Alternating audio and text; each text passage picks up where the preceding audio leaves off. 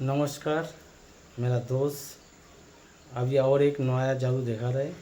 ये सब हाथ का खेल है, तो प्लीज़ अच्छा लगे, आपका अंदर खुश जागे तो प्लीज़ कमेंट करना, शेयर करना।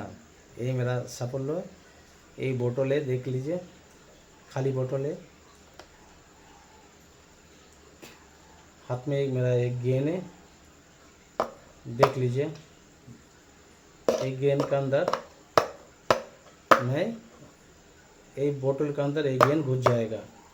आप थोड़ा फॉलो कीजिए तो ये बॉल, ये गेंद कैसे अंदर घुस जा रहा है। तो प्लीज़ आप